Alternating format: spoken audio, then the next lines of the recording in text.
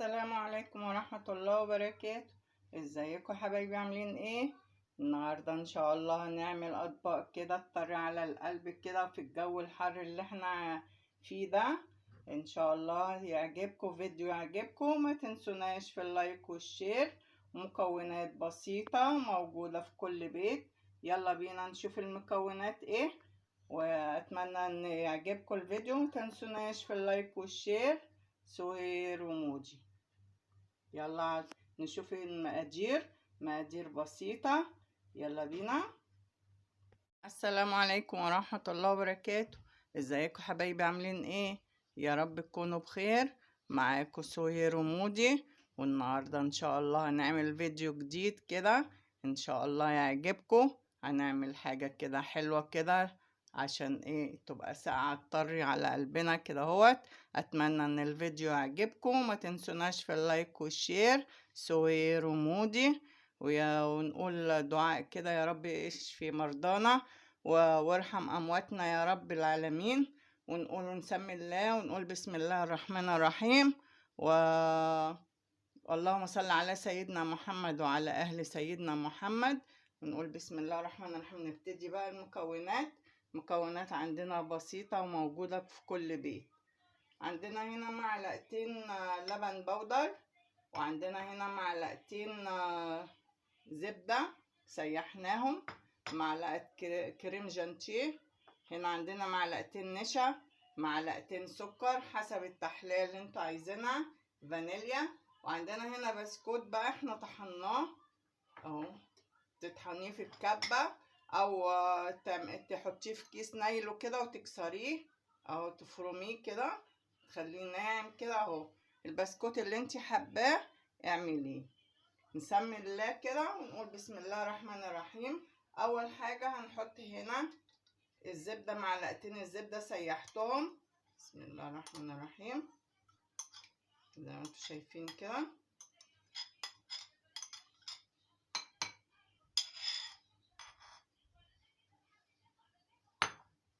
اهو نقلبهم.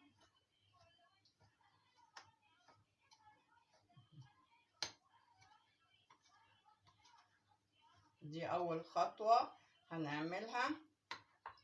نقلبه كويس جدا.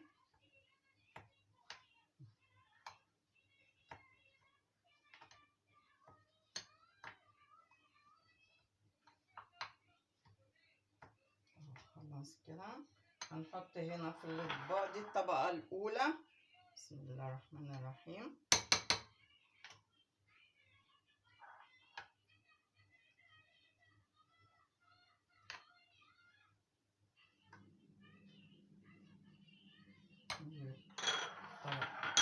الطبق التاني.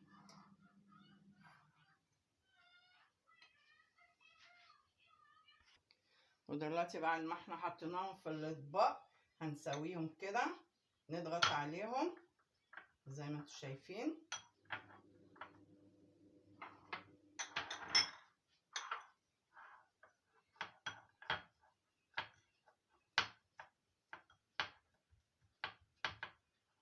اول واحدة.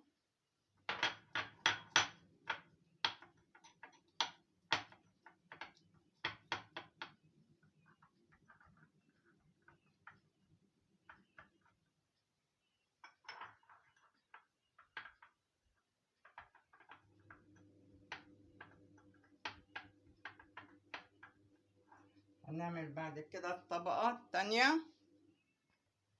ودلوقتي هنعمل الطبقة التانية. عندنا هنا كوبايتين لبن اهي، بس يكون ساقع ما يكونش سخن. هنحط عليه كريم البتاع دوت النشا، معلقتين النشا زي ما انتوا شايفين، كله على البارد. معلقة كريم جانتيه اهي.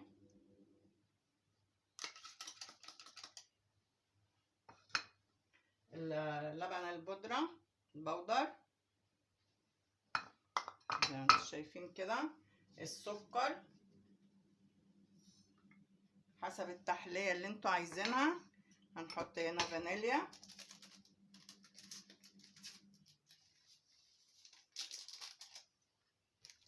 كريم جانتيه ده بيديله قوام حلو كده.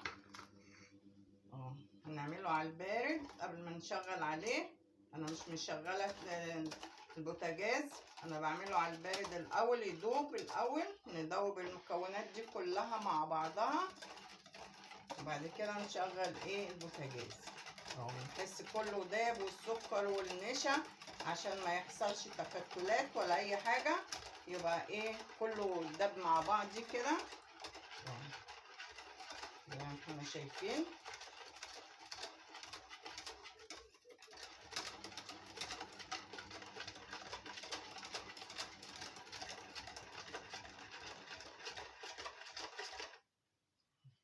نشغل على البوتاجاز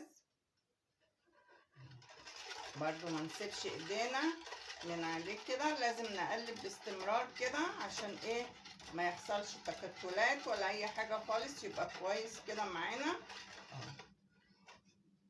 انا هعمله واوريلكم دلوقتي بعد ما احنا عملناه زي ما انتم شايفين شايفين القوام بتاعها بسم الله ما شاء الله عليها. هنحطها دي الطبقه الثانيه. دلوقتي هنحط المهلبيه في الاطباق. بسم الله الرحمن الرحيم.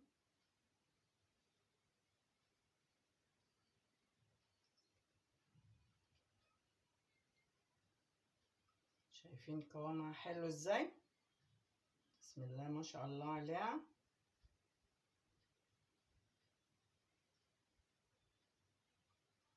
نحاول نوزعهم كده بالتساوي على الاطباق.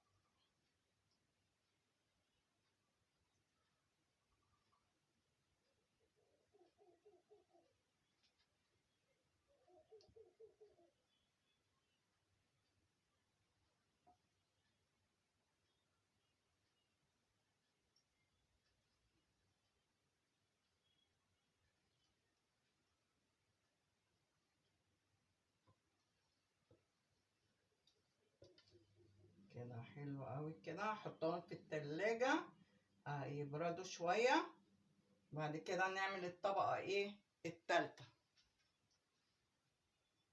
ودلوقتي هنعمل الطبقة التالتة واللي هي هنعمل كريم فراولة. هنعمل فراولة نحط هنا كيس الفراولة، جيلي، مية سخنة زي ما انتم شايفين عشان ندوب فيها السكر.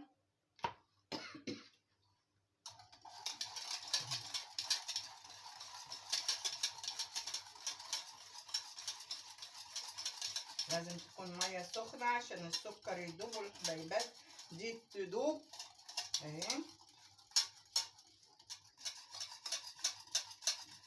نحاول نقلبها كويس. هنحط لها شوية مية من الحنفية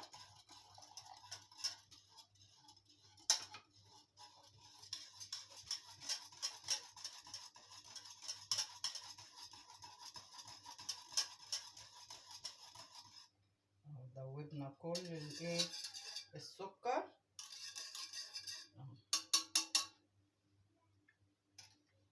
بسم الله الرحمن الرحيم.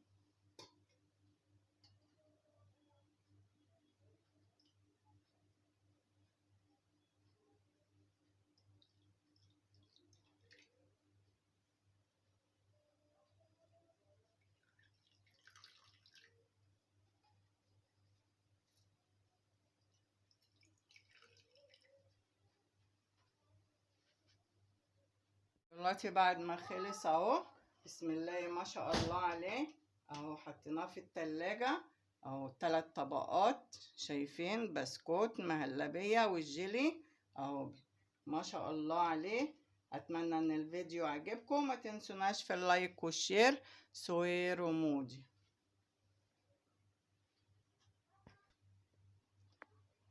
شايفين تحفة. اتمنى ان الفيديو عجبكم، ما تنسوناش بقى في اللايك والشير. سهير ومودي.